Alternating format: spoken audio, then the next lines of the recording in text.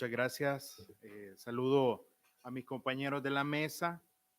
Quiero agradecer también a Isis por la invitación. Realmente traemos una reflexión sobre el proceso de reforma de salud en El Salvador y un poco relacionándolo con el tema de APS y un poco la praxis, el rumbo y la vigencia que esto tiene para nuestro país. En mi presentación, pues voy a hablar de varias partes. Primero, un poco el porqué de la reforma, por qué hicimos un proceso de reforma en El Salvador, los fundamentos de la APS en la reforma de salud salvadoreña, qué resultados tuvimos, un análisis político de la situación actual y algunas consideraciones finales para la discusión. Entonces, iniciamos hablando de por qué un proceso de reforma. Un proceso de reforma que iniciamos nosotros a partir del 2010, que tenía ciertos antecedentes que es importante mencionarlos.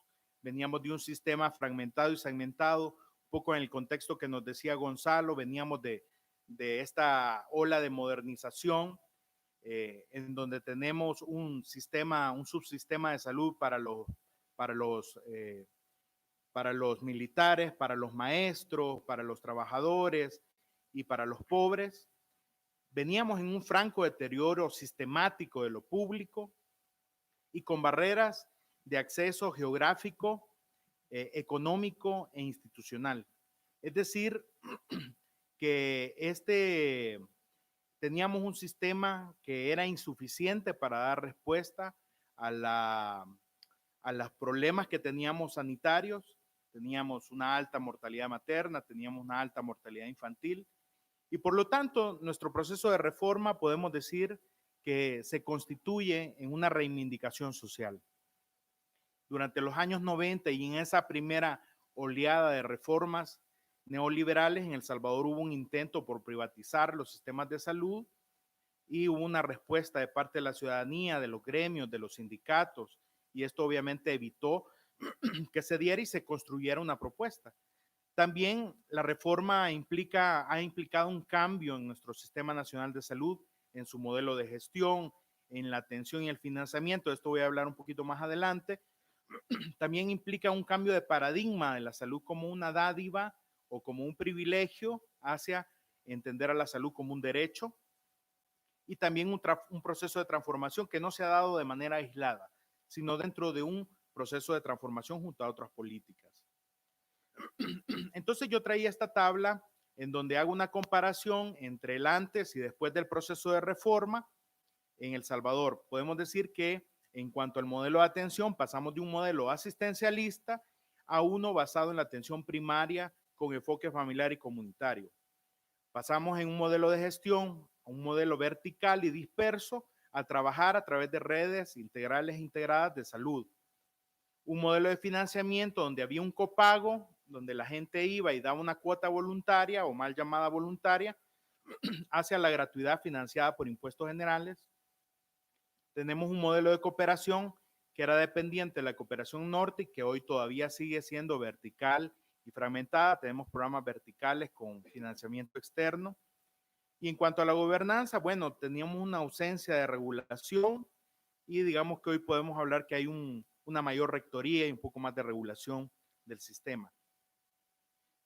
Entonces, en cuanto a los fundamentos de la atención primaria de salud, en la reforma de salud, podemos decir que el diseño de la reforma se fundamenta en nuestra atención primaria y retomó los valores.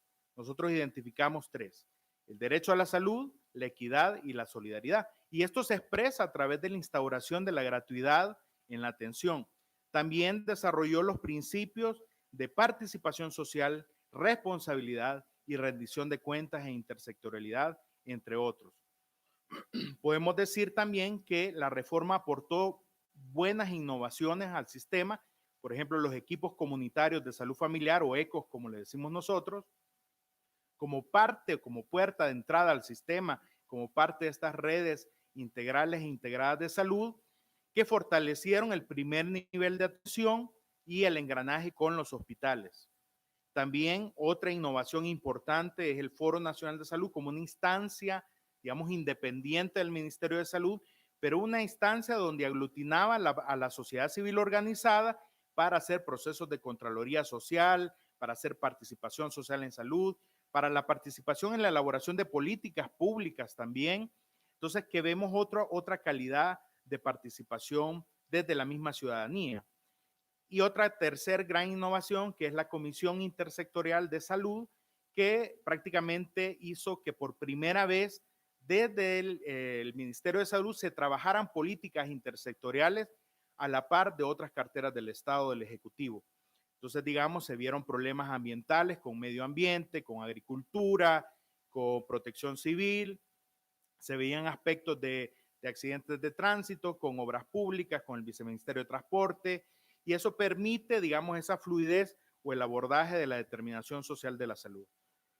Entonces, si quisiéramos enumerar qué elementos fueron necesarios para implementar la atención primaria en la reforma, yo he señalado 5. El primero es el establecimiento de la gratuidad y la ampliación de la cobertura del primer nivel de atención. En segundo lugar, el desmontaje del feudalismo hospitalario, esto voy a hablar un poco más adelante, que se tradujo en una respuesta eficiente y eficaz de los servicios. El tercero, el impulso en la promoción de la salud. El cuarto, muy importante, la voluntad política que permite la continuidad del proceso. Y en quinto, la transformación del sistema de salud en el contexto de la transformación del país. Entonces, hablemos en primer lugar de esta gratuidad instaurada a partir del 2009. Inclusive la gratuidad se instauró un año antes de lanzar el proceso de reforma. Podemos decir que dentro de los efectos que hemos tenido es que ha habido una disminución del gasto de bolsillo del 87% al 82% como gasto privado de salud del 2010 al 2015, y ha habido una disminución del gasto nacional de salud del 34% al 28% correspondiente al gasto de bolsillo para el mismo periodo. Y en cuanto a la ampliación del primer nivel de atención, hemos tenido un despliegue de 536 equipos comunitarios. Entre el funcionaba como funciona en la mayoría de países los hospitales desconectados del primer nivel. Y nosotros decimos que era un feudalismo porque lo que sucedía es que estos hospitales como que avasallan, digamos, avasallan a las unidades comunitarias de primer nivel, y obviamente hace de que no haya pacientes.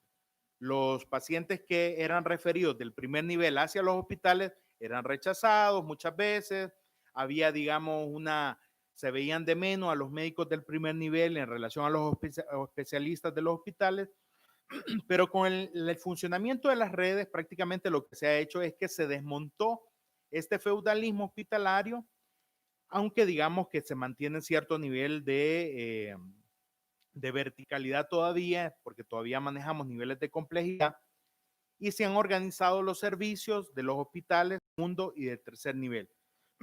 También hay una incorporación de especialistas a los 39 equipos comunitarios de salud familiar especializados que tenemos, que el impacto que se tiene de tener un pediatra, un ginecobstetra, un médico internista en el primer nivel, en un lugar donde prácticamente eran remotos, inaccesibles para especialistas, esto ha hecho que obviamente se puedan resolver de mejor manera problemas que anteriormente tenían que referirse hasta el hospital para poderse resolver. Y tenemos que para el 2016 se ha alcanzado un 99% del parto hospitalario. O sea que podemos decir que 100% de salvadoreños y salvadoreñas están naciendo con los cuidados médicos, previniendo, obviamente esto ha impactado en la mortalidad materna, porque se han dado los cuidados necesarios para la madre y recién nacido. Ahora, en cuanto al impulso a la promoción de la salud, tenemos la intersectorialidad que se ha visto fortalecida con CISalud, que mencionaba previamente, el tema de la participación social con los consejos locales de salud y los comités del Foro Nacional de Salud, que hacen Contraloría, llegan equipos de ciudadanos y ciudadanas a hacer Contraloría de atención a los establecimientos del primer nivel y señalan, ¿no?, cuando están siendo maltratados o cuando no hay medicamentos. Y esto sirve como un control permanente para el sistema y la promoción pues, de estilos de vida saludables que son importantes también en el campo de la promoción de la salud. En cuanto a la voluntad política, podemos decir de que ha habido un incremento sustancial en el tema de presupuesto. Tenemos un incremento de 1.270 millones hasta 1.914 millones de dólares para el 2017 y ha hecho que obviamente el proceso continúe. Se han contratado alrededor de 7,000 recursos humanos en salud para el sistema, incluyendo médicos, enfermeras, promotores de salud, personal administrativo, que obviamente esto viene a impactar las coberturas, viene a impactar el acceso a los servicios, viene digamos, a resultar en mejores indicadores sanitarios. Y la transformación del Sistema Nacional de Salud en el contexto de transformación del país, que podemos decir de que la gratuidad de la salud se suma a otros programas que tiene actualmente el gobierno, el vaso de leche en las escuelas, la gratuidad para el sistema público de educación con útiles escolares, paquetes agrícolas para motivar la siembra y la cosecha en el área rural, redistribución, programas de apoyo temporal al ingreso para jóvenes, pensión básica universal para los adultos mayores y que obviamente implica una distribución de la riqueza. Yo traía este dato que es logrado reducir el coeficiente de Gini de 0.47 a 0.40, que digamos es algo importante en cuanto a la redistribución de la riqueza. Bien, entonces podemos enumerar los resultados de la reforma. Básicamente, y lo voy a decir muy rápido, se ha reducido la tasa de mortalidad materna 6,9 por 6 que teníamos a 27,4 para 100,000 nacidos vivos en 2016. Como El Salvador se ha posicionado como uno de los 5 países con la tasa de mortalidad más baja en la región, que alcanzó los objetivos de desarrollo sostenible. En cuanto a esta meta, se han mejorado las coberturas de vacunación también infantil. Tenemos coberturas arriba del 90% en casi todas las vacunas. Se ha incrementado la cobertura del parto hospitalario, como les mencionaba, teníamos en el 2005 un parto hospitalario del 43,9 y ahora tenemos uno del 99,1. Esto producto del acceso a los servicios de salud, la mejora en el transporte de las mujeres en trabajo de parto, todos los controles prenatales que se han fortalecido para identificar posibles complicaciones. Y hay una serie de estrategias que se han en ese tema. También se redujo en 15 puntos porcentuales la desnutrición crónica de niñas, niños menores de 5 años de 29%, de 29% para el año 90 a 14% 2014. El Salvador se ha convertido en el segundo país de la región con la mejor tasa de lactancia materna exclusiva durante los primeros 6 meses de vida, de 31,4% en el 2011 a 47% en el 2015, y este es un dato que sigue mejorando. Y se han mejorado las coberturas en salud en los municipios más pobres a través de la instalación de equipos comunitarios de salud familiar, cubriendo alrededor de un 78% prácticamente de la cobertura. Entonces, yo quisiera quedarme hasta acá en mi presentación, sin embargo, tengo que decir un poco las malas noticias, ¿verdad? Les traía un breve análisis político en los minutos que me quedan sobre la situación actual, cómo está nuestro sistema, digamos en indicadores sanitarios, pero en materia de un análisis político, cómo estamos. Traía un poco para ilustrarnos el triángulo de gobierno que propuso Carlos Matus, un poco que habla de que hay que tener un proyecto de gobierno, hay que también tener capacidad de gobierno para ejecutar ese proyecto y hay que tener gobernabilidad. Si no se tiene este triángulo de gobierno, prácticamente no se puede sacar adelante a un país. Y digamos que en El Salvador hemos tenido serios obstáculos para avanzar en esto. Digamos, en el tema de gobernabilidad hemos tenido baja correlación con otros poderes. En la administración de lo público hemos tenido una gran burocracia, se ha hiperburocratizado el Estado. Tenemos en la gestión política de lo público, por ejemplo, comunicaciones malas, no sabemos comunicar todos estos logros que estamos haciendo y no se logra satisfacer las necesidades, cada vez son mayores de las personas. Digamos, antes pedían la gratuidad, se les da la gratuidad y luego van pidiendo más cosas, ¿no? Y quieren más tecnología, quieren mayores medicamentos y esto es natural. Y en la gobernanza, pues también hay que trabajar la construcción de la correlación subjetiva y es muy importante el liderazgo del funcionariado. Es decir, si no tenemos una masa crítica de líderes que estén dentro del gobierno empujando un proyecto político, es muy difícil poder avanzar. Entonces, podemos decir cómo está la reforma hoy. Bueno, hay tres elementos que están generando crisis en el sector. En primer lugar, se ha tenido una pérdida de la correlación de fuerza, ya lo voy a explicar más adelante. Hay una materialidad institucional insatisfecha y hay una deslegitimización del Sistema Nacional de Salud. Hablando de la pérdida de correlación de fuerza, había una ruptura política con las organizaciones de salud. Es decir, estas instancias que iban a hacer supervisiones, contraloría, llegó un momento que, digamos, prácticamente dijeron, bueno, tapémonos los oídos y hagamos de oídos sordos y ya se dejó de escuchar, y eso es un serio problema. Esto ha llevado a que hay un distanciamiento con los movimientos sociales, con las universidades, con otros organismos que anteriormente apoyaban, ¿no? La academia, organizaciones no gubernamentales. También ha habido serios problemas políticos, por ejemplo, un mal manejo de la coyuntura del escalafón salarial que gozan los empleados del Ministerio de Salud, que no se ha podido solventar de manera efectiva, a tal punto que actualmente podemos decir que hay cero espacios para el diálogo y el trabajo conjunto. Entonces, lamentablemente, pero hay que decirlo. En cuanto a la materialidad institucional insatisfecha, ha habido una mala gestión pública de la salud. Tenemos un desabastecimiento de medicamentos serio por problemas administrativos que nunca se resolvieron, una ley de compras que nunca se modificó y las benditas compras conjuntas o compras nacionales o inclusive las compras internacionales que se han hecho con Comisca, por ejemplo, nos ha llevado a comprar medicamentos más caros o nos ha llevado a desabastecimientos crónicos de más de un año. O sea que hay que valorar ese tipo de mecanismos. También tenemos personal sumamente quemado, hay una hiperburocratización de los servicios, el personal médico de enfermería tienen que pasar llenando matrices de información, documentación, papelería, que brinda información para la persona que está sentada en una oficina y que solo pasa haciendo eso todo el día, pero que carga en sobramedida los servicios y esto obviamente impacta la calidad, ¿no? También hay violencia contra el paciente y el empleado, ¿verdad? Hay mucho maltrato de ambas vías, ¿verdad? Del personal hacia los pacientes y viceversa.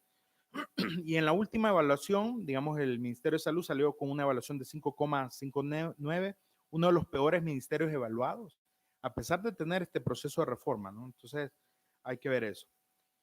Y para hablar de la deslegitimización del sistema, podemos decir que hablando de las narrativas, ¿no? Hay una persistencia, como diría esa Cristina Laurel, de la buena medicina, ¿no? Como la infraestructura, la gente sigue pensando que tener salud es tener asistencia médica, medicamentos, tecnología sanitaria, ¿verdad?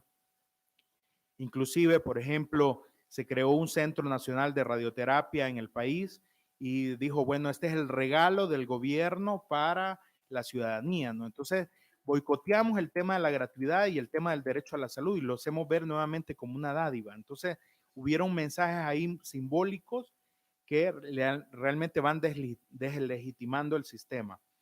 También se han ampliado las brechas de inequidad presupuestaria, no traje gráficas, pero realmente se han hecho más grandes todavía. Por ejemplo, el subsistema de los profesores tiene el triple de presupuesto per cápita que lo que tiene el Ministerio de Salud y la Seguridad Social tiene alrededor del doble de presupuesto del Ministerio de Salud, siendo que el Ministerio de Salud cubre alrededor del 75% de la población y el Seguro Social alrededor del 20%.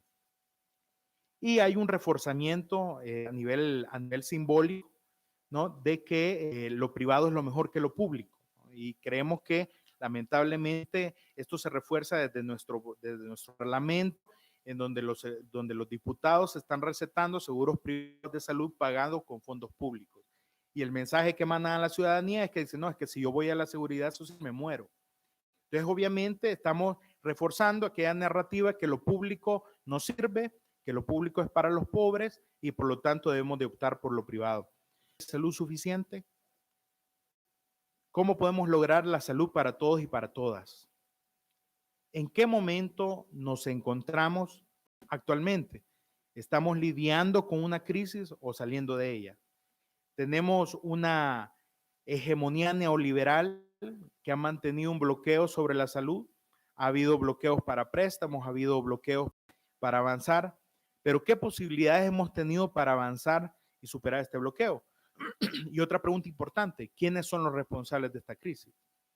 Y ya para hacer las consideraciones guatemaltecos, podemos hacer el mejor diseño de reforma, nuestro diseño de reforma es muy bueno, pero si al final no logramos cambiar, digamos, culturalmente, simbólicamente, lo que significa eso para las personas, lo van a recibir, sí, pero al final no hay una valoración, no hay una apropiación del proceso. Y tenemos también una reforma que lamentablemente se ha encapsulado al interior del Ministerio de Salud. No ha llegado más allá del proceso de la misma Ministerio de Salud y la Seguridad Social está haciendo otra cosa, el seguro de los militares otra cosa, el de los maestros otra cosa. Y tenemos lamentablemente una reforma que está siendo arrastrada por una inercia neoliberal, retrocediendo en los logros. Y claro, cuando no hay una conducción política, técnica, que está dentro constantemente, entonces obviamente empezamos a ceder a las agendas, ¿no? Un poco lo que decía Gonzalo, lo de los bancos nacionales y los bancos multilaterales. Entonces, consideraciones finales dejamos. Bueno, creemos nosotros que tenemos que avanzar en lo técnico y en lo político, pero también en lo cultural y lo simbólico. Un poco lo que decía Gonzalo, tenemos nuestras instituciones están profundamente colonizadas y tenemos que ver cómo vamos descolonizando nuestras instituciones, cómo vamos logrando generar sistemas de salud emancipatorios y que vayan de alguna manera quitando todos esos temas. Recordemos que en general nuestras instituciones están permeadas o capturadas por tres grandes categorías. Tenemos una captura del capitalismo, ¿no? Están al servicio del mercado. Lo público se pone al servicio del mercado. En segundo lugar, tenemos una captura colonial que nos lleva a generar mecanismos de racismo, de exclusión, de darle prioridad al norte antes que al sur. Y en tercer lugar, tenemos una gran captura del patriarcado. Nuestras instituciones son fuertemente patriarcales. Entonces, tenemos que ir pensando cómo vamos haciendo esa emancipación de nuestras instituciones públicas. También tenemos que construir estos procesos con los trabajadores de salud, con gremios, con sindicatos, para que tengamos políticas de recursos humanos justos que potencien nuestros sistemas de salud. Y debemos también de elevar la política nacional de salud a política de Estado, que es una gran debilidad que tenemos en el país. No hay una ley que sustente el proceso de reforma. Entonces, fácilmente hay un cambio de gobierno y de repente pues ya no hubo reforma.